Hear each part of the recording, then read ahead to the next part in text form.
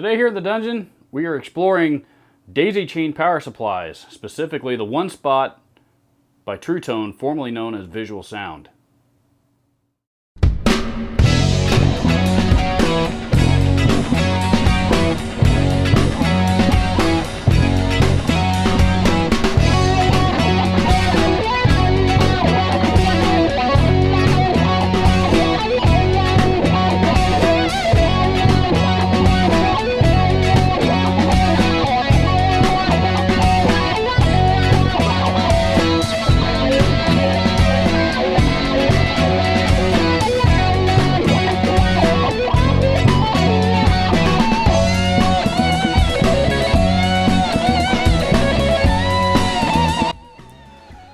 Okay, I never thought I would do a video on something as simple as a daisy chain before, or a one spot, but lo and behold, here we are. And there is actually a method to my madness here.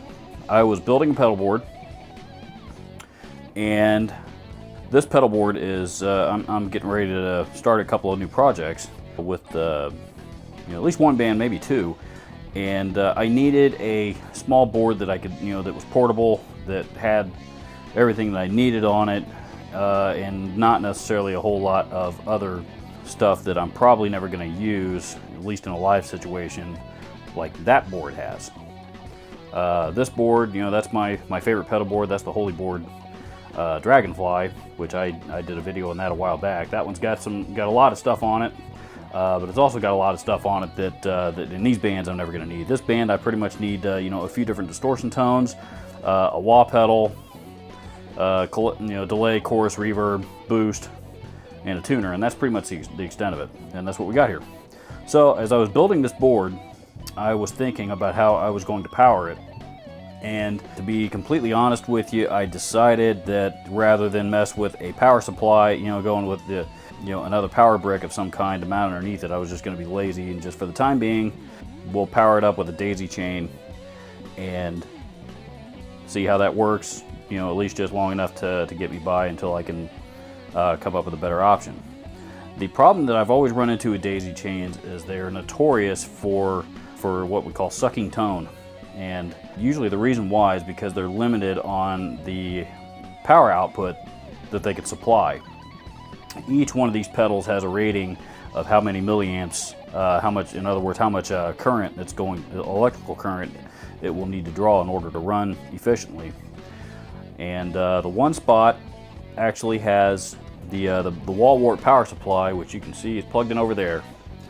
That thing will put out up to 1700 milliamps. The total number of milliamps on this pedal board are probably somewhere in the neighborhood of I think I added it up. I think it was around 500 or 600. So well inside. The problem I've run into with these things in the past is trying to stretch it, and it doesn't stretch very well. In essence, it causes a lot of noise, and it changes your tone, and it not all the pedals will always run right all the time, and all this kind of stuff. But this time, to my surprise, I plugged it all in and got it all working properly the first time.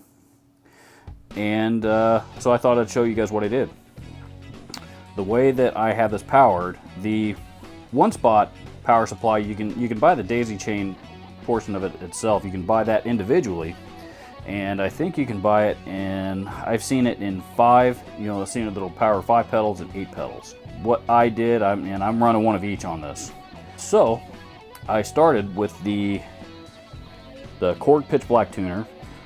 And the reason why I started here is because this one has a power output of its own. And it doesn't put out a lot of juice. It will put out, I don't know what exactly it's rated at, but the pedal itself draws about 35 milliamps. And it'll put out a little bit more beyond that, but it's enough to power the rest of these. So I've got this one powered up, and then off of the power out there, which you can see on the top, which is the back one there. That one is, believe it or not, that one's running the Amptweaker, the Joyo Octave Fuzz, a little Tube Screamer Mini, and of course the Morley Maverick Mini Wah. Back to the bottom row here. The bottom row, there is one daisy chain that is coming off of the Korg Pitchblack tuner and has the Amptweaker, Joyo Fuzz, the Mini Tube Screamer, and the Morley Maverick wah pedal all on its own. So the Korg power supply is supplying these 4 pedals. The other daisy chain is, actually starts at the Korg, on the Korg the input power supply. Again, that's the one there. See that one there on the right. And of course, then from there it goes into the Vigilante chorus, the C&Z tape echo, the Boss GE5, the Line 6 ToneCore series Verbzilla, and that is an Echo Park. Line 6 ToneCore series Echo Park delay. Let's see if I can make that a little bit easier to see. There we go. And then, of course, the Digitech Hardwire series SP7 phaser pedal. So on the bottom row, you have essentially 4 pedals that are being powered off of the tuner, and the tuner itself, plus the 1, 2, 3, 4, 5, 6 pedals on the top row are all being powered on a separate daisy chain. And then from there, I took the last spot on the daisy chain, and of course, just plug the wall wart into the end of it like it's supposed to go. Oops, we see that.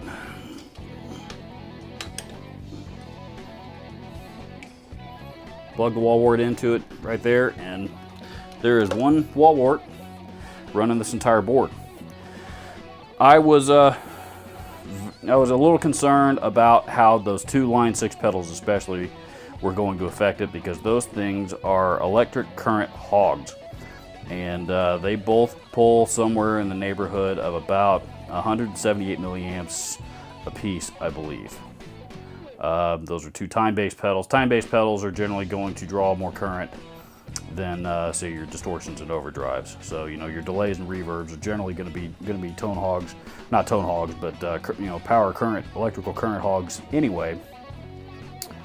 But in this case, especially in the case of those 2 pedals, those 2 are especially guilty of that. They suck a lot of current.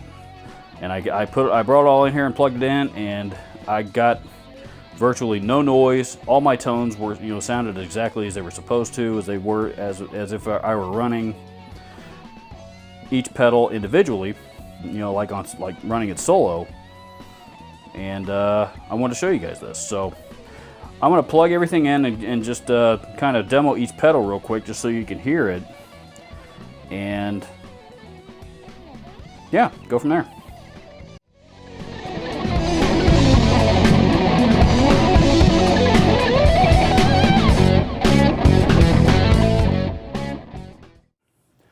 Okay, so we've got everything powered up. I'm just going to go through each pedal one by one to show that they work. Currently, the volume is up on the guitar. The amp, of course, is on, and there's a little bit of noise coming through just because I think of the volume and gain levels where everything is set, but that's normal. So I'm going to shut my vocal mic off and go through this so you can hear how everything sounds, and we'll talk a little bit more about it.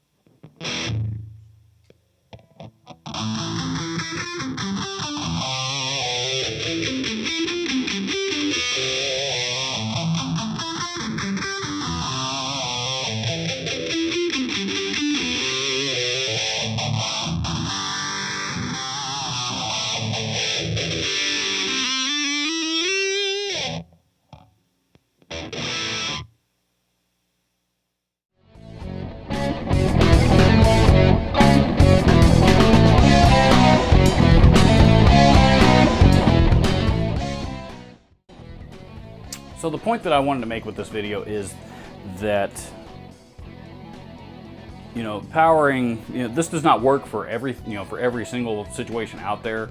All of these pedals here in front of me all happen to be 9-volt, or can run on 9 volts anyway. And, you know, this is an ideal situation.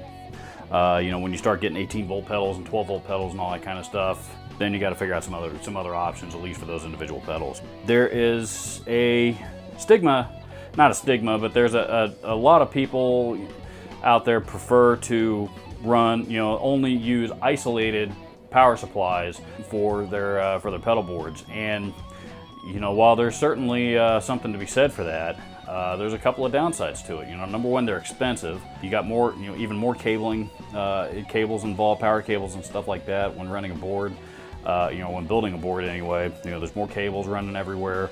In some cases, they take up more pedal space, you know, more board space, or in other cases, you mount them up underneath something out of the way, so they're not taking up real estate on your pedal board. But, you know, again, it just makes it more difficult to get pedals back and forth from.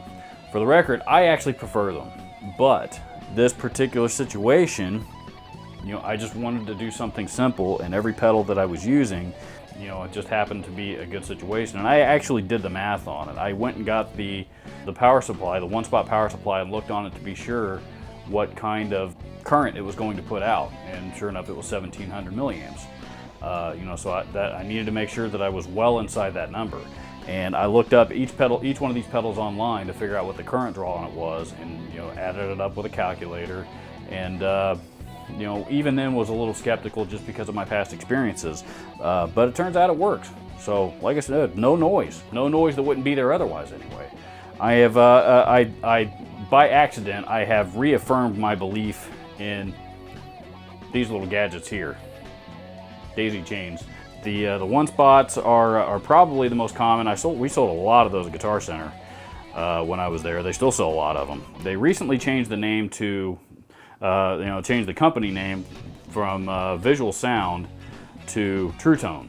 You know, but the way that I understand it is the Visual Sound brand name really refers more to their older products, you know, like their older pedals and stuff, and they want their new brand name to represent their newer products, because they do all kinds of stuff. They make pedals and you know, power, you know, of course, all different kinds of power supplies, and, you know, among other things. The one-spot kit that will come with the power supply, the eight spot daisy chain on it, as well as just about all the adapters that you might need, because there are still some pedals out there that require an oddball adapter. You know, so they will make them. You know, they will make adapters that you can use along with these. The kit itself that has all of that stuff in there runs about $39.99, I believe. The power supply itself, you know, I think if you were just to buy that by itself, those run about $19.99. And if you were to buy the daisy chain by itself, you know, these are going to be, you know, I think $15-20 depending on which one. So, you know, they're a very inexpensive way to power a pedal board, provided that you have a situation it will work in. So I encourage you, you know how much power each of your pedals need, and do the math on them, add it all up, and make sure that you have a sufficient power supply that's going to power all of them. But I was actually very pleased, and this is, you know, this is going to be a solid board for me for, you know, to do what I needed to do. And yeah, I'm excited. So, but like I said, I happened to stumble across this on accident, and I really wanted to share my findings, because, you know, like I said, there's a lot of people that believe that the power bricks, particularly isolated power bricks, are the way to go, but you can get into hundreds of dollars, you know, buying just one of those. Pedal boards seem to be getting bigger and bigger these days. One of them is not necessarily going to power everything, so you might need that and a smaller one, or two of them, or whatever. So you can easily get into hundreds and hundreds of dollars just to properly power your pedals. If you don't want to make that kind of investment, or, you know, you at least want to try something a little bit different, maybe look into a daisy chain option and see if it's a good fit, see if it'll work for you. As always, thank you for watching. Any and all applicable links will be listed down in the description below, the description section below. Please feel free to leave me your comments. As you know, I love talking about gear. And please don't forget to hit the like buttons and the subscribe buttons. And we will love new viewers.